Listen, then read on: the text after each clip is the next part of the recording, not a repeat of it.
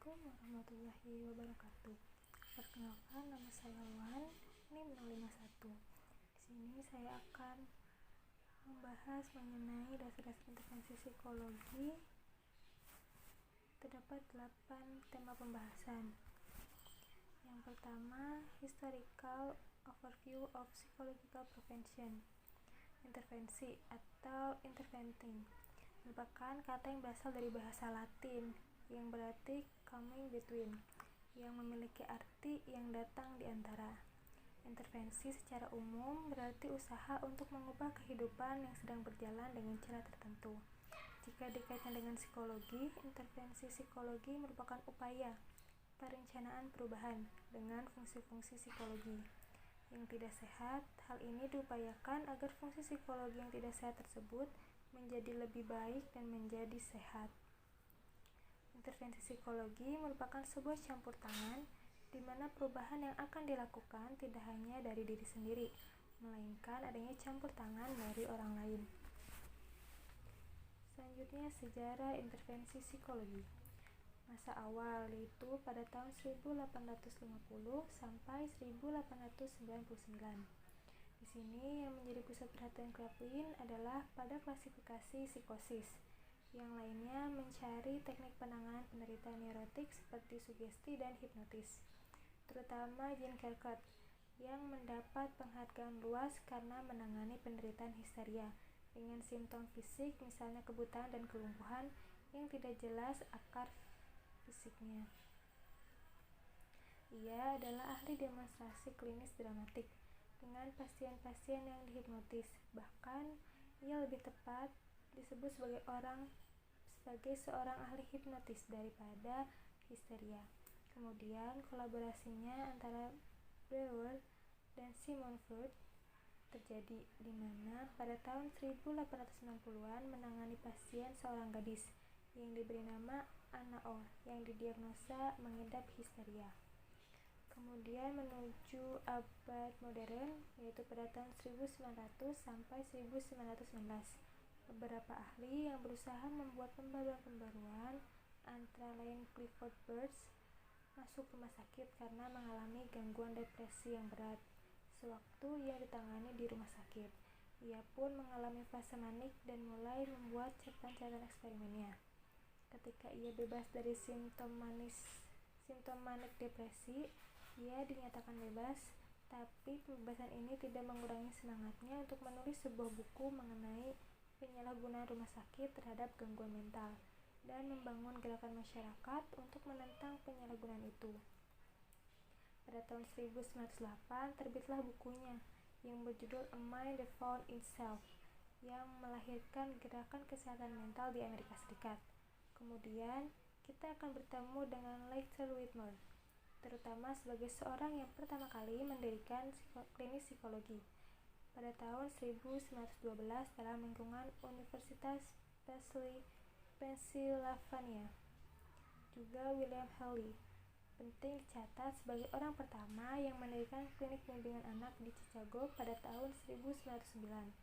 Pada tahun 1958, Joseph Rath dan seorang psikologi Awood Worcester mulai membangun metode diskusi suportif di antara pasien-pasien rumah sakit. Selanjutnya, antara Perang Dunia pada tahun 1920 sampai 1939. Psikoanalisis di awal abad ke-20 terutama diabadikan untuk orang dewasa yang dilakukan oleh mereka yang berlatar belakang pendidikan kedokteran.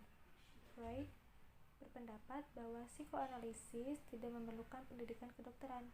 Kecenderungan lain yang terjadi pada masa antara dua peperangan ini adalah terapi bermain, yang secara langsung diderivasi dari prinsip-prinsip Freudian.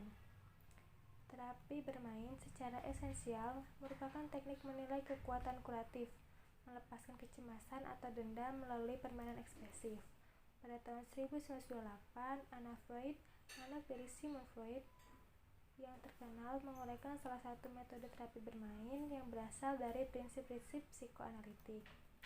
Selanjutnya, setelah Perang Dunia Kedua pada tahun 1940 sampai sekarang, banyak psikiater dan psikologi Yahudi yang terusir Nazi dari Eropa dan tinggal di Amerika, menyemarakan kegiatan akademis di bidang kesehatan mental, baik dalam praktik maupun dalam diskusi dan seminar.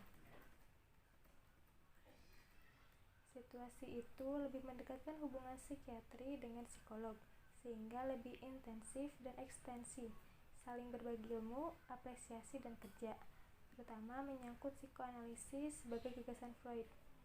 Sejalan dengan menjadi pentingnya tes intelijensi, juga psikoterapi dan teori kepribadian mulai maju ke latar depan.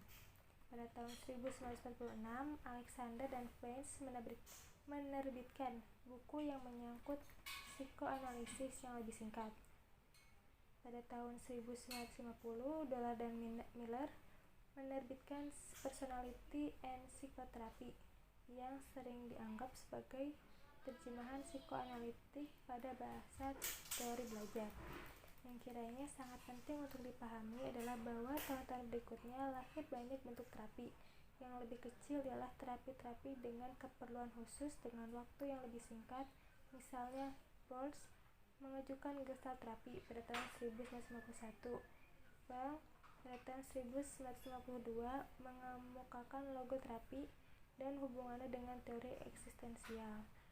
Dan dalam tahun 1962, Albert Ellis menerangkan tentang rasio emotif terapi.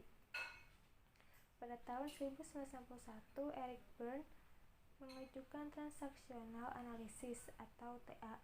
Akhirnya, berbagai macam terapi kecil menimbulkan juga reaksi negatif, sebagaimana dikemukakan oleh Einstein dalam buku tipis yang terkenal The Effectiveness of Psychotherapy. Selanjutnya, karakteristik intervensi psikologi. Yang pertama, individual. Terapi yang berfokus pada hubungan interpersonal. Intervensi individual terbatas pada interaksi dua orang antara klien dengan terapis. Yang kedua, kelompok. Intervensi kelompok merupakan terapi yang diberikan kepada individu yang memiliki penyakit emosional yang telah dipilih secara cermat, kemudian ditempatkan ke dalam kelompok yang dibimbing oleh ahli terapi yang sudah terlatih untuk membantu satu sama lainnya dalam menjalani perubahan kepribadian. Kemudian, organisasi dilakukan pada perusahaan, UKM, LSM, dan sebagainya. Selanjutnya, masyarakat dilakukan pada kelompok masyarakat yang ada di desa, kecamatan, kabupaten, bahkan negara. Intervensi yang bersifat masyarakat ini adalah intervensi dalam membuat kebijakan, sehingga hasil dari intervensi dilakukan untuk perubahan secara makro atau masyarakat secara menyeluruh. Selanjutnya, macam-macam intervensi psikologi. Yang pertama, intervensi psikoterapi, yaitu intervensi yang dilakukan dalam suatu bentuk perlakuan atau treatment terhadap permasalahan yang sifatnya emosional, di mana seorang terapis sengaja membina hubungan profesional dengan klien dengan tujuan untuk mengubah, menghilangkan perilaku emosional klien. Yang kedua, intervensi psikoterapi suportif. Intervensi ini merupakan bagian dari intervensi psikoterapi, yaitu psikoterapi yang bertujuan untuk memperkuat perilaku penyesuaian diri yang sudah baik dan memberi dukungan psikologi kepada klien. Yang ketiga, intervensi psikoterapi reedukatif, yaitu psikoterapi yang bertujuan untuk mengubah cara berpikir dan perasaan klien agar klien tersebut dapat berfungsi lebih efektif dalam semua aspek kehidupannya dengan cara mengkaji ulang keyakinan serta mendidik agar memiliki pengalaman baru. Yang keempat, intervensi psikologi rekonstruktif merupakan intervensi yang bertujuan untuk mengubah seluruh kebijakan klien, yaitu dengan cara menggali ketidaksadaran, analisa, event yang patologis, memberi pemahaman pada klien tentang proses tak sadar tersebut. Yang kelima,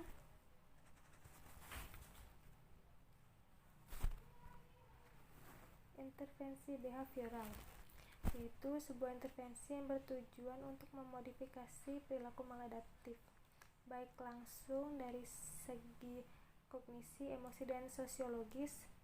Adapun masalah yang ditreatment pada intervensi ini adalah masalah yang dihadapi saat ini. Yang keenam, intervensi fenomenologikal, yaitu sebuah intervensi yang bertujuan untuk memberikan klien belajar mengambil tanggung jawab serta memahami perasaannya dalam berperilaku. Intervensi ini juga bertujuan untuk belajar agar bisa memahami diri secara positif dan jujur serta terbuka mengenai dirinya sendiri. Yang ketujuh, intervensi rehabilitasi psikososial, yaitu intervensi yang bertujuan untuk memberikan usaha dalam memberikan informasi bagi keluarga ataupun pasien mengenai masalah atau gangguan yang dialami, membantu pasien memahami, mengurangi atau mencegah munculnya masalah terkait dengan situasi sosial yang sedang terjadi. Yang kedelapan, intervensi preventif, yaitu intervensi yang bertujuan untuk melakukan pencegahan terhadap suatu masalah yang akan terjadi, terutama pencegahan masalah dalam hal ketergantungan mental seseorang. Yang kesembilan, intervensi preventif tersier, yaitu intervensi ini lebih ditekankan dalam usaha mencegah masalah yang akan terjadi dalam waktu yang jangka panjang maupun jangka pendek dari sebuah tingkatan gangguan mental yang dialami oleh seorang individu ataupun klien. 10. Intervensi preventif sekunder. Intervensi ini bertujuan untuk melakukan pencegahan pada kelompok individu yang berisiko. Jenis intervensi ini akan efektif apabila faktor pengetahuan pada sekelompok risiko tertinggi ada pada gangguan secara spesifik. Penanganan pada kelompok berisiko yang paling mudah dijangkau. 11. Intervensi preventif primer, bertujuan untuk melakukan usaha mengurangi atau membatasi laju timbulnya gangguan dengan melakukan modifikasi lingkungan atau memperkuat individu agar terhindar menjadi risiko yang tinggi. Biasanya yang menjadi subjek dari intervensi primer ini adalah masyarakat umum. 12. Intervensi psikoanalitik, yaitu intervensi ini lebih cenderung berperan atau meneliti tentang teori kepribadian dan teori filsafat. Adapun yang menjadi konsep utama dari intervensi ini adalah untuk merubah struktur kepribadian, pandangan tentang sifat manusia, kesadaran dan ketidaksadaran, kecemasan, pertahanan ego yang ada dalam diri seseorang, yang dimana setelah melakukan intervensi psikoanalitik ini, semua konsep tersebut dapat dirubah ke arah yang lebih baik. 13. Intervensi eksistensial humanistik, yaitu intervensi yang bertujuan untuk mengembangkan reaksi melawan psikoanalisis dan behaviorisme yang dianggap tidak berlaku adil dalam meneliti atau mempelajari manusia atau individu. Adapun konsep utama dari intervensi eksistensial humanistik ini adalah kesadaran diri, kebebasan, tanggung jawab, dan kecemasan, dan penciptaan makna. Penciptaan makna dalam hal ini adalah seorang individu berusaha untuk menemukan tujuan hidupnya dan menciptakan nilai-nilai yang memberikan makna dalam kehidupannya. Selanjutnya mengenai promotion and prevention. Preventif dalam kesehatan mental. Secara historis, konsep preventif kesehatan mental terbagi menjadi 3, yaitu primer, sekunder, dan tersier, tergantung pada strategi untuk mencegah penyakit itu sendiri serta tingkat keparahan penyakit atau kecacatan terkait. Yang pertama, preventif primer. Di sini preventif ini terbagi menjadi 3. Yang pertama, preventif universal, menargetkan masyarakat umum atau seluruh kelompok populasi. Yang kedua, preventif selektif, menargetkan individu atau subkelompok populasi yang berisiko mengembangkan gangguan mental secara signifikan lebih tinggi. Yang ketiga, preventif terindikasi, menargetkan orang-orang yang berisiko tinggi mengalami gangguan mental. Selanjutnya, preventif sekunder, intervensi yang dilakukan untuk mengurangi prevalensi, yaitu semua spesifik strategi terkait pengobatan. Selanjutnya, preventif tersier, intervensi yang mengurangi kecacatan dan semua bentuk rehabilitasi serta pencegahan kambuhnya penyakit. Nah, untuk promosi kesehatan sendiri memiliki pengertian sebagai program-program kesehatan yang dirancang untuk membawa perubahan atau perbaikan, baik dalam masyarakat sendiri maupun dalam organisasi dan lingkungan. Konsep kesehatan mental yaitu strategi promosi kesehatan mental berkaitan dengan peningkatan kualitas hidup dan potensi untuk kesehatan daripada perbaikan gejala dan defisit. Nah, pembagian metode promosi berdasarkan besarnya kelompok sasaran. Yang pertama, metode individual atau perorangan. Metode individual ini meliputi bimbingan dan penyuluhan konseling dan interview.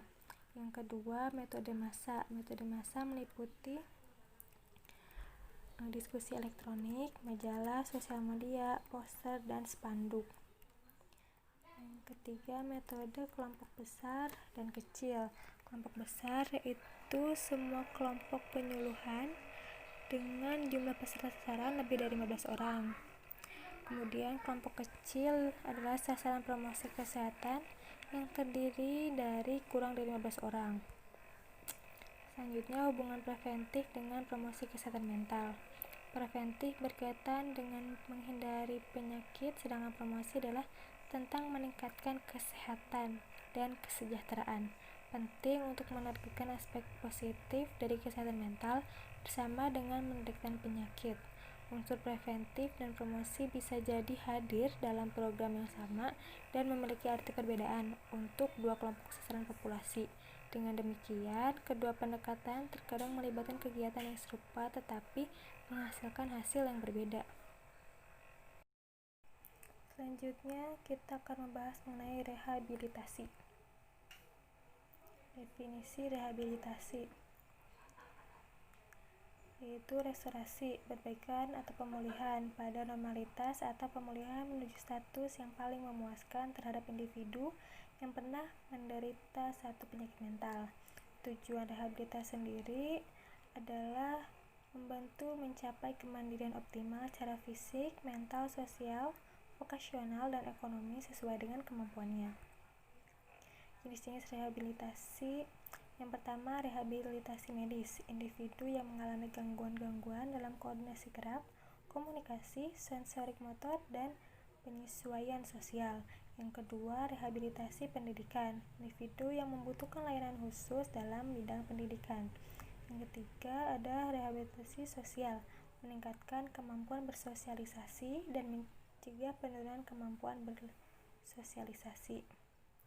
Yang keempat, rehabilitasi vokasional, memberikan layanan khusus dalam bidang vokasional atau keterampilan. Yang kelima, rehabilitasi dalam keluarga, model layanan rehabilitasi yang dilakukan oleh orang tua terhadap anaknya yang mengalami gangguan. Selanjutnya, macam-macam rehabilitasi. Yang pertama, rehabilitasi medis. Pengobatan medis secara umum adalah pengobatan yang dilakukan oleh dokter di rumah sakit, puskesmas, ataupun klinik dengan menggunakan obat-obatan produksi pabrik atau alat-alat yang menggunakan teknologi canggih. Kemudian ada rehabilitasi non-medis, yaitu pendampingan rehabilitasi medis merupakan proses pengobatan dan penyembuhan suatu penyakit baik mental, spiritual, moral, maupun fisik dengan tidak melalui medis. Nah, fungsi rehabilitasi sendiri itu ada 5. Yang pertama, fungsi pemahaman, yaitu memberikan pemahaman dan pengertian tentang manusia dan masalahnya dalam hidup, serta bagaimana menyelesaikan masalah dalam hidup secara baik, benar, dan mulia, khususnya terhadap gangguan mental, kejiwaan, spiritual, dan moral, serta problematika lahiriah maupun batiniah pada umumnya. Yang kedua, fungsi pengendalian, memberikan potensi yang dapat mengarahkan aktivitas setiap hamba Allah agar tetap terjaga dalam pengendalian dan pengawasan Allah Subhanahu wa Ta'ala, sehingga tidak akan keluar dari hal kebenaran, kebaikan, dan kemanfaatan. Yang ketiga, fungsi analisa ke depan. Sesungguhnya dengan ilmu ini, seseorang akan memiliki potensi dasar untuk melakukan analisa ke depan tentang segala peristiwa, kejadian, dan perkembangan. Yang keempat, fungsi pencegahan. Dengan mempelajari, memahami, dan mengaplikasikan ilmu ini, seseorang akan terhindar dari keadaan atau peristiwa yang membahayakan dirinya, jiwa, mental, dan spiritual atau mentalnya, sebab hal tersebut dapat menimbulkan potensi preventif. Yang kelima, fungsi penyembuhan atau perawatan. Rehabilitasi akan membantu seseorang melakukan pengobatan, penyembuhan, dan perawatan terhadap gangguan atau penyakit, khususnya terhadap gangguan mental, spiritual, dan kejiwaan, seperti dengan berpikir, hati dan jiwa menjadi tenang dan damai. Spirit dan etos kerja akan bersih dan suci dari gangguan setan, jin, iblis, dan sebagainya. Nah, di sini ada rehabilitasi psikiatri, yaitu cabang ilmu yang bertujuan untuk memberikan segala macam cara yang diperlukan untuk menolong pasien yang mengalami gangguan mental agar dapat kembali hidup di masyarakat. Selanjutnya untuk psikodinamika, humanistik, dan eksistensial. Psikoterapi adalah suatu intervensi interpersonal, relasional, yang digunakan oleh psikoterapis untuk membantu pasien atau klien dalam menghadapi problema-problema kehidupannya. Tujuan dari psikoterapi sendiri di sini ada 7. Yang pertama, memperkuat motivasi untuk melakukan hal-hal yang benar. Yang kedua, persuasi atau ajakan dengan cara diberi nasihat sampai pada hipnosis atau keadaan seperti tidur karena sugesti digunakan untuk menolong orang bertindak dengan cara yang tepat. Ketiga, membantu klien mengembangkan potensinya. 4. Klien diharapkan dapat mengembangkan potensinya. 5. Meningkatkan pengetahuan dan kapasitas untuk mengambil keputusan dengan tepat. 6. Meningkatkan hubungan antar pribadi. 7. Mengubah status kesadaran untuk mengembangkan kesadaran, kontrol, dan kreativitas diri. Di sini ada tahap-tahap psikoterapi. Yang pertama, wawancara. Terapis akan mengetahui keluhan atau permasalahan klien. Tugas terapis adalah memberikan perhatian penuh dan mendengarkan dengan seksama apa yang diungkapkan oleh klien. Tugas klien adalah menceritakan semuanya kepada terapis. Yang kedua, ada proses terapi. Pada tahap kedua dari psikoterapi adalah proses terapi. Supaya terjadi komunikasi yang mengalir dengan baik, perlu dilakukan hal-hal seperti mengkaji pengalaman klien, menggali pengalaman masa lalu, mengkaji hubungan antara terapis dan klien saat ini dan di sini, melakukan pengenalan, penjelasan, dan pengartian perasaan dan arti-arti pribadi pengalaman klien. Yang ketiga, tindakan terapi. Pada tahap ini dilakukan pada saat menjelang terapi berakhir. Hal-hal yang perlu diperhatikan atau dilakukan oleh terapis dan klien. Di sini terapis mengkaji bersama klien tentang apa yang telah dipelajari klien selama terapi berlangsung. Apa yang telah diketahui klien akan diterapkan dalam kehidupan nantinya. Yang terakhir adalah mengakhiri terapi. Terapi dapat diakhiri kalau tujuannya telah tercapai atau apabila klien tidak melanjutkan terapi. Demikian juga terapis dapat mengakhiri terapi kalau ia tidak dapat lagi menolong kliennya. Ia mungkin dirujuk. Klien harus diberitahu beberapa waktu sebelum mengakhiri terapi. Hal ini penting karena klien akan menghadapi lingkungan nantinya sendiri tanpa bantuan seorang terapis. Ketergantungannya kepada terapis selama ini sedikit-sedikit harus dihilangkan dengan menumbuhkan kemandirian pada klien. Selanjutnya, menurut perspektif psikoanalisa. Ide dasarnya adalah adanya upaya mengangkat pikiran tidak sadar untuk muncul di permukaan dan disadari eksistensinya dengan cara asosiasi bebas. Tujuannya adalah untuk membantu pasien atau klien dalam menyadari problematika yang dihadapinya dan mengendalikan goncangan kejiwaan yang berasal dari dalam dirinya. Juga merekonstruksi kepribadian yang selaras antara id, ego, dan superego. Yang kedua ada perspektif humanistik. Aliran ini menekankan pada pentingnya kesadaran, aktualisasi diri, dan hal positif tentang manusia. Aliran ini beranggapan bahwa perilaku manusia berasal dari kehendak bebas, mutlak yang dimilikinya, sebagai respon dari keadaan sekitar. Tujuannya, terapi humanistik adalah agar klien mampu memahami potensi diri dan dapat bertindak sesuai kemampuan atau dapat beraktualisasi diri. Yang ketiga, perspektif eksistensial.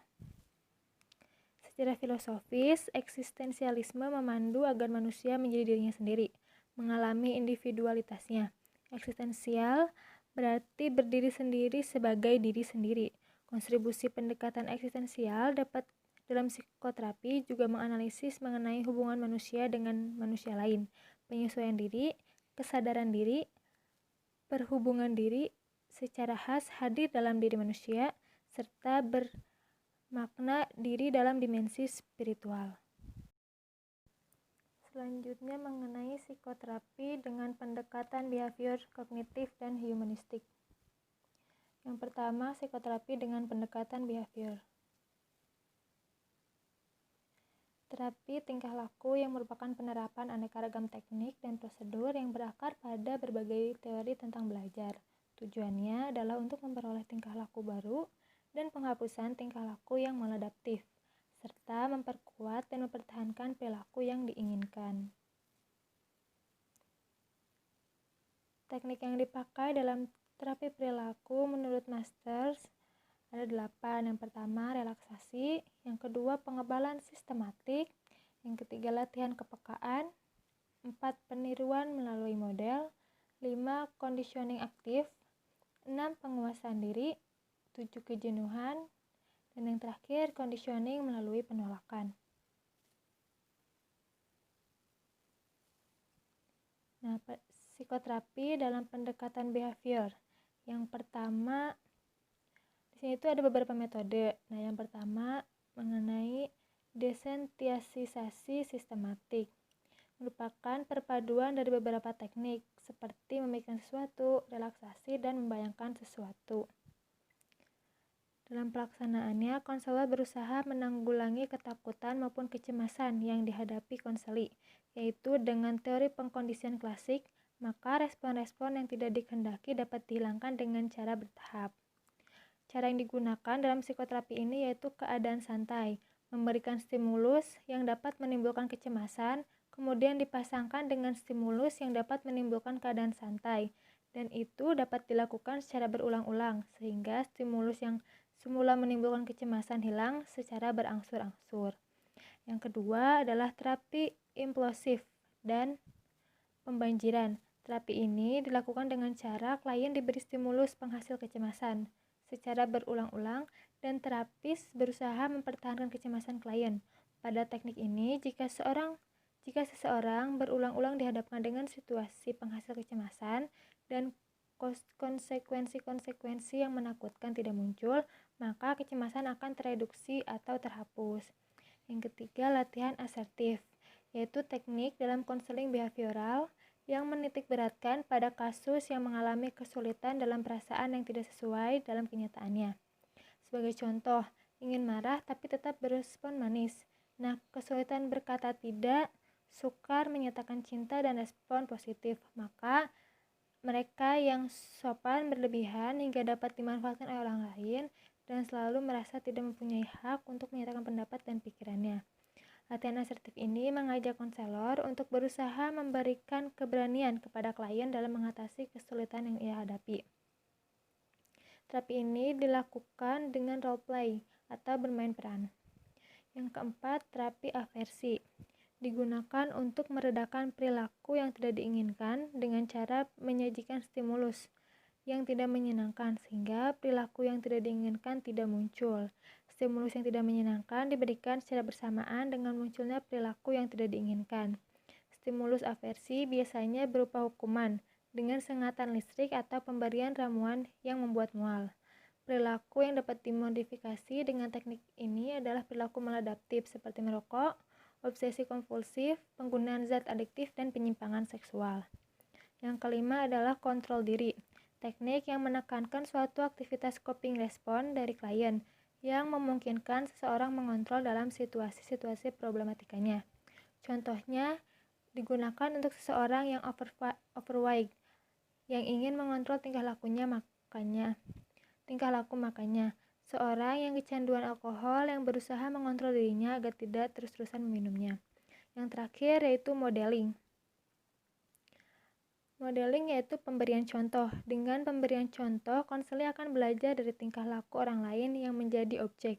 Konseli dapat belajar dari sisi negatif maupun dari sisi positif objek tersebut. Yang kedua, psikoterapi dengan pendekatan kognitif,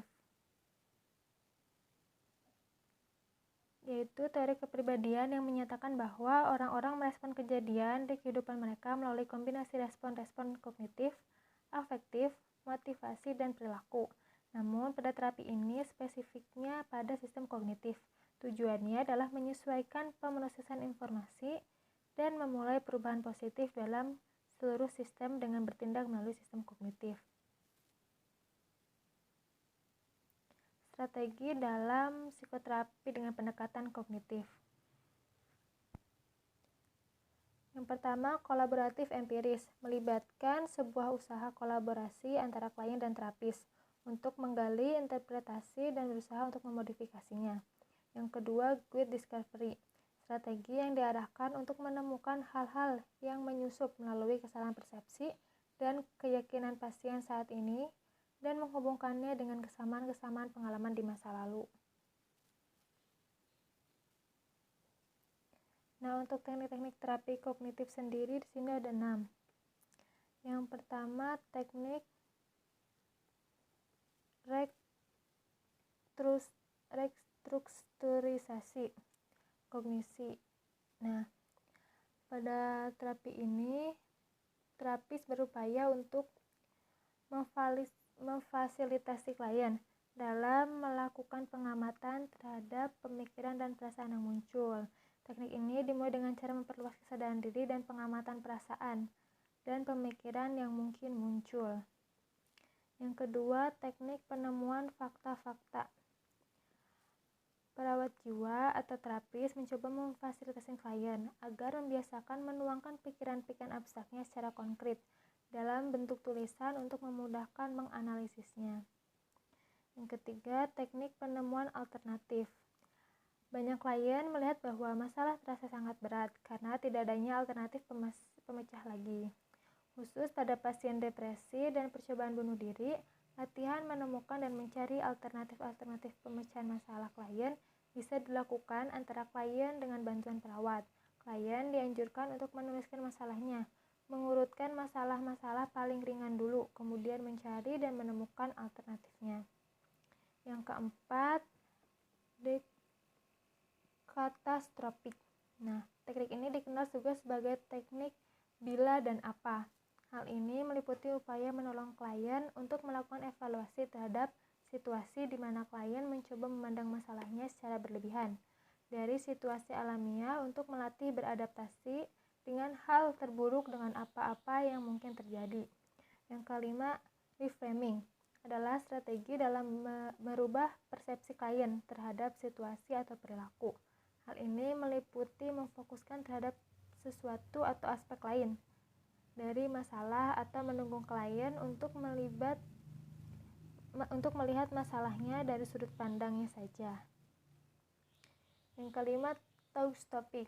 Kesalahan berpikir seringkali menimbulkan dampak seperti bola salju bagi klien. Awalnya masalah tersebut kecil, tapi lama-kelamaan menjadi sulit dipecahkan. Teknik berhenti memikirkannya atau thought stopping sangat baik digunakan pada saat klien mulai memikirkan sesuatu sebagai masalah. Klien dapat menggambarkan bahwa masalahnya sudah selesai, menghayal bahwa bel berhenti berbunyi, menghayal sebuah bata di dinding yang digunakan untuk menghentikan berpikir disfungsional.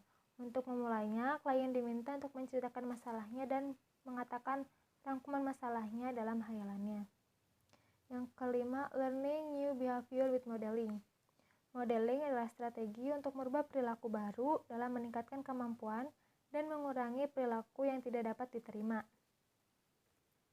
Sasaran perilakunya adalah memecahkan masalah-masalah yang disusun dalam beberapa urutan kesulitannya.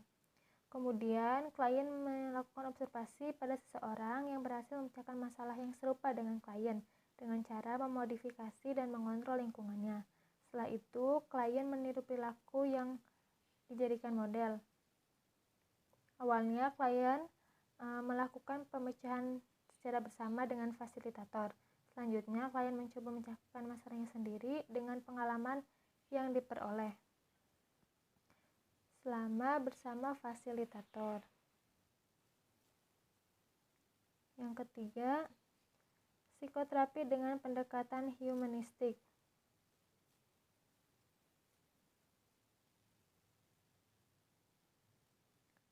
Pendekatan terapi humanistik menganggap bahwa setiap manusia itu unik dan setiap manusia itu sebenarnya mampu menyelesaikan masalahnya sendiri. Teknik psikoterapi humanistik. Yang pertama, teori humanistik tidak melihat teknik-teknik yang ditentukan secara ketat. Adapun hal-hal yang harus diperhatikan di sini ada 4. Yang pertama, membina hubungan baik, membuat konseli bisa menerima dirinya dengan segala potensi dan keterbatasannya, mencari solusi permasalahannya sendiri, dan yang terakhir, mengembangkan potensi dan emosi positif konseli. Nah, di sini ada teknik person-centered therapy. Terapi ini cocok untuk orang-orang dengan masalah psikologis yang ada ketidakbahagiaan dalam dirinya. Mereka biasanya akan mengalami masalah emosional dalam hubungannya di kehidupannya, sehingga menjadi orang yang tidak berfungsi sepenuhnya. Materi selanjutnya mengenai couple, family, and group intervention. Yang pertama, intervensi pasangan, yaitu bentuk psikoterapi yang dirancang untuk memodifikasi secara psikologis interaksi antara dua orang yang berada dalam konflik satu atau lebih parameter, seperti sosial, emosional, seksual, dan ekonomi. Tujuan terapi pasangan ini adalah untuk menghilangkan penderitaan dan ketidakmampuan emosional serta untuk meningkatkan kesejahteraan pada kedua pasangan bersama-sama dan masing-masing sebagai individu. Kemudian di sini ada terapis menuju tujuan, yaitu memperkuat kemampuan bersama untuk memecahkan masalah, meningkatkan pertumbuhan hubungan dari masing-masing pasangan, membuat masing-masing pasangan memikul tanggung jawabnya. Terakhir, kemampuan mempertimbangkan efek perilaku. Nah, selanjutnya ada intervensi keluarga, fokus pada satu anggota keluarga yang mempunyai masalah. Terapis akan berusaha untuk mengidentifikasi masalah keluarga atau komunikasi keluarga yang salah, untuk mendorong semua anggota keluarga mengintrospeksi dirinya menyangkut masalah yang muncul. Tujuan dari terapi keluarga ini adalah meningkatkan komunikasi, karena keluarga yang bermasalah seringkali percaya pada pemahaman tentang arti penting dari komunikasi. Salah satu upaya mengatasi persoalan antara keluarga adalah dengan menggunakan strategi family terapi.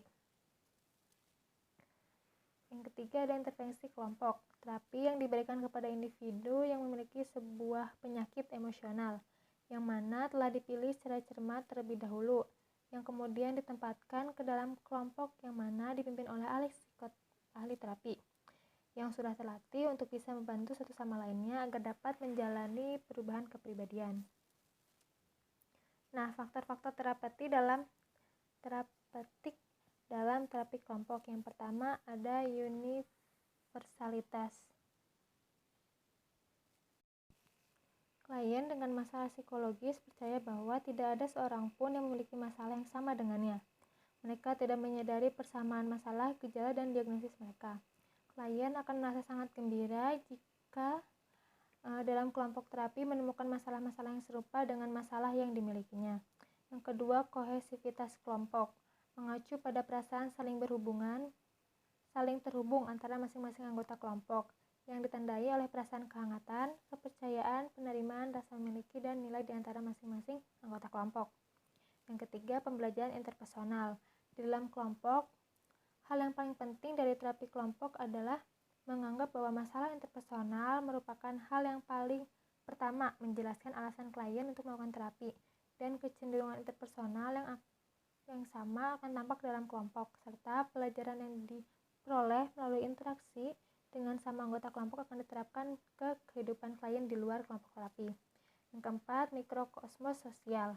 Selama terapi kelompok berlangsung, kelompok menjadi mikrokosmos sosial untuk setiap anggota, di mana kecenderungan hubungan yang mengkarakteristikan hubungan klien dengan orang-orang penting dalam kehidupan pribadi mereka akan mengkarakteristikan hubungan yang mereka bentuk dengan sesama melalui anggota kelompok. Nah, yang terakhir adalah di sini dan saat ini. Karena kelompok berfungsi sebagai sebuah mikrokosmos sosial, maka salah satu tugas bagi terapi kelompok adalah terus melakukan penekanan terhadap cara anggota kelompok berhubungan satu sama lain di dalam konteks kelompok. Baik, selanjutnya mengenai community organization and system intervensi. Intervensi yaitu usaha untuk mengubah kehidupan yang sedang berjalan dengan cara tertentu.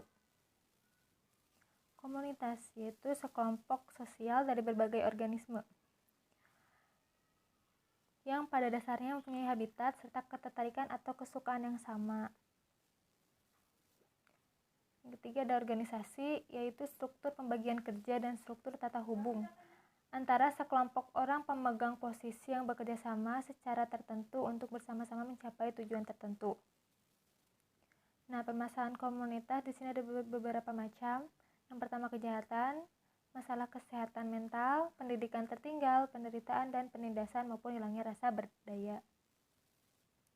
Nah, untuk permasalahan organisasi terdapat 4 macam. Yang pertama, konflik peranan yang terjadi di dalam diri seseorang. Yang kedua, konflik antar peranan. Yang ketiga, konflik yang timbul karena seseorang harus memenuhi harapan beberapa orang. Yang keempat, kondisi yang timbul karena disampaikannya informasi yang saling bertentangan. Untuk intervensi organisasi, nah yang pertama ada konsultasi proses, berfokus pada hubungan interpersonal dan dinamika sosial yang terjadi dalam kelompok kerja. Yang kedua, intervensi pihak ketiga, yaitu bentuk konsultasi yang ditunjukkan untuk hubungan interpersonal disfungsional dalam organisasi. Yang ketiga, team building, membangun kelompok kerja menjadi lebih efektif dalam menyelesaikan tugas. Untuk interview komunitas ada beberapa macam. Yang pertama konsultasi, kedua mengadakan layanan masyarakat, ketiga intervensi krisis, 4 intervensi pada usia dini, yang kelima pengembangan pelatihan. Materi selanjutnya mengenai ethical issues in intervention. Evaluasi ini ditujukan untuk mengetahui hal apa saja yang menjadi catatan penting selama proses intervensi yang dapat berpengaruh terhadap analisis hasil. Nah, evaluasi ini dilakukan untuk mengetahui kesesuaian antara rencana program dengan pelaksanaan intervensi, sehingga dapat dilakukan perbaikan untuk pelaksanaan intervensi pada tahap berikutnya atau menjadi sebuah catatan yang penting untuk dilaporkan. Evaluasi praktek wawancara sebagai alat pengumpulan data kualitatif. Interview sebagai alat untuk membangun ilmu pengetahuan. Melalui intervensi kita dapat mengungkap sebuah dunia baru dari kacamata responden. Nah, interview menjadikan kita sebagai traveler dan miner, memperoleh gambaran atau informasi serta pengetahuan yang beragam dan berkedalaman. Orientasi dasar-dasar intervensi ada 4. Yang pertama, orientasi kuratif, yaitu model medis, orientasi belajar, orientasi pertumbuhan, dan orientasi ekologi. Terima kasih atas perhatiannya. Wassalamualaikum warahmatullahi wabarakatuh.